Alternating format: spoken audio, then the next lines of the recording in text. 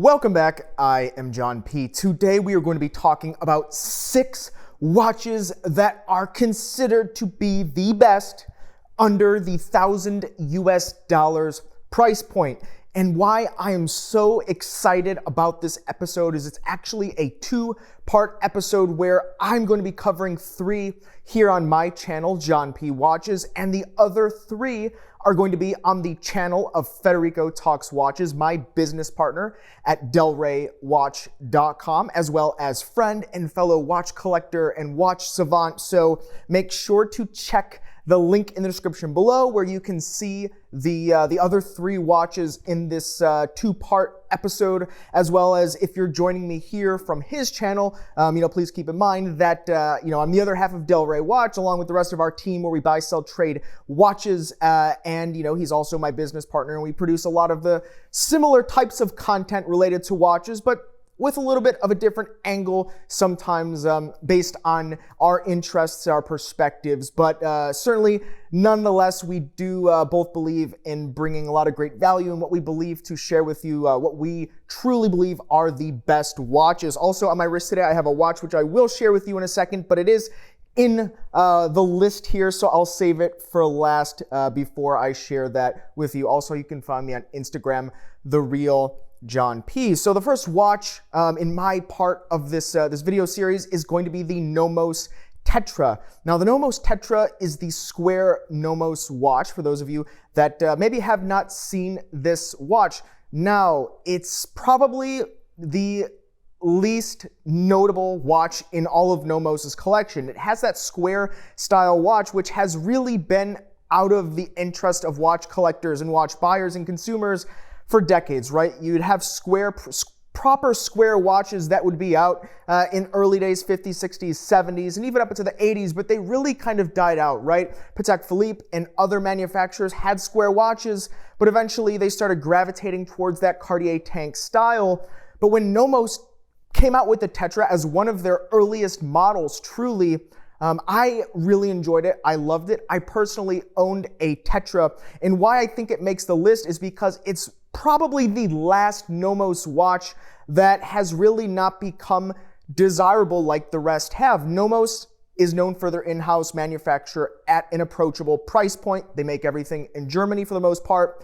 And people really enjoy their simple and subtle designs and the fact that they put so much attention to detail.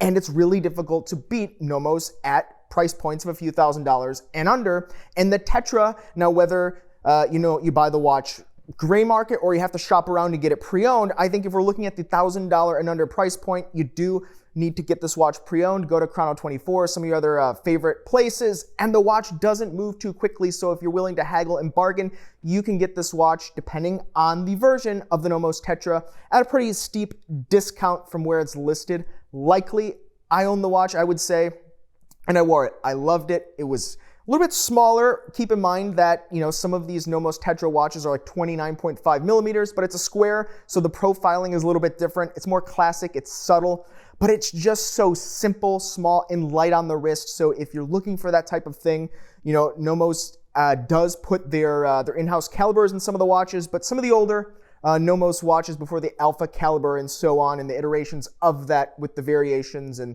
the versions of the watch with the moon phase that they have now. The simple Nomos Tetra did come with a Peugeot, an ETA, or a Peugeot movement, the 7000 series, which is a workhorse movement nonetheless. So rest assured, you're getting such a quality product at the $1,000 price point. That's probably even going to go up in value as people kind of discover some of the less appreciated offerings from a brand that is very hot right now and has been for the last few years.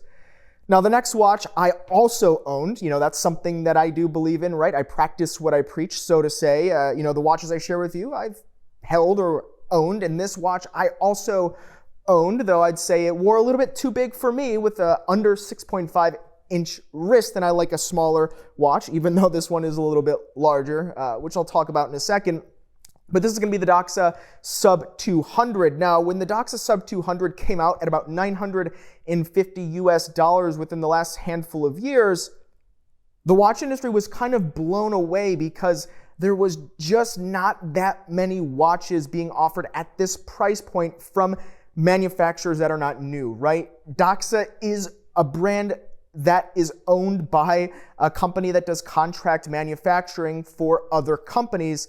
And so that's how they're able to achieve such great quality and value at that under $1,000 price point. I own the Doxa Sub 200. It's a 42 millimeter dive watch. You can get it on a metal or stainless bracelet. You can also get it on a rubber strap. I had the rubber strap. It was a phenomenal watch. Honestly, I had the white pearl version, which was just fun all around. I loved it. I enjoyed it.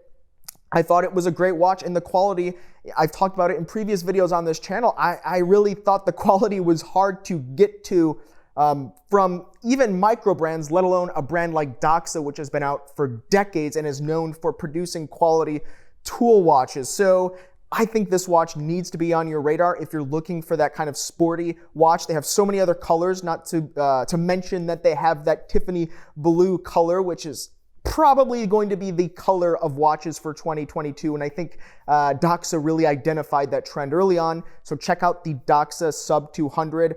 Great watch with workhorse movements. I believe it has the Sellita SW200 or the STP equivalent, depending on when you bought the watch. But great watch. I love it. Hard to beat a sports watch with a good name at under $1,000 to contest with the Doxa Sub 200. Now last, this one's going to be a little bit of a cheater watch here because it's not going to be just one watch. It's going to be a whole brand of watches, and this is going to be the tried, true, and tested Seiko, right? If you watch this channel and other channels, you know that there are varying degrees of opinions on Seiko, right? If we look at all watches that exist, yes, it can be extremely easy to find things that Seiko maybe doesn't do the best at. But when we fine-tune it and refine our filters on watches and say, hey, what is the best watch I can get under $1,000? It's difficult to beat Seiko a lot of the times if you can look past very small things, which the likelihood of them occurring in other brands happens at this price point as well. And that's often the criticisms, right? There's criticisms of, you know, some of the dive watches having the chapter ring not aligned with the bezel. And I understand that.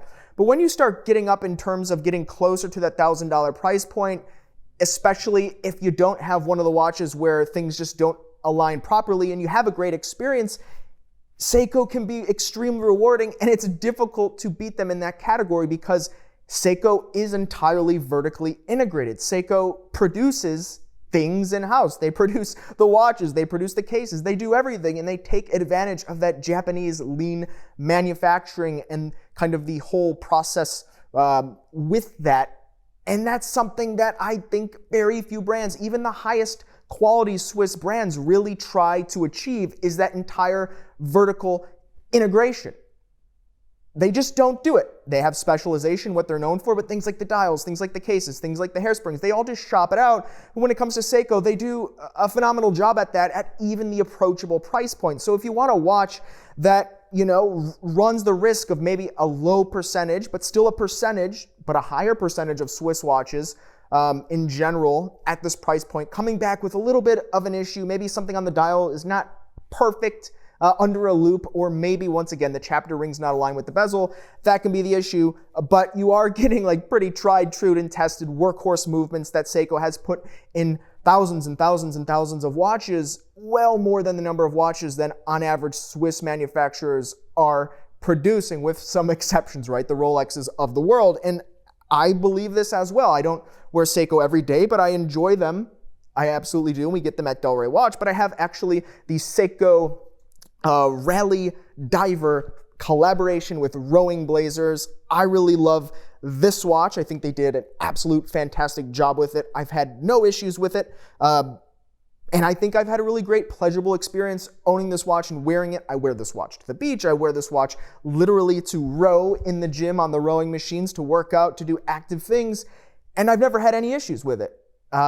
I think it's great. The price point's amazing. And if we're talking about under $1,000, there's something from Seiko over the last handful of years that meets every single price point in category. So I think when any list talking about value watches, you need to consider Seiko.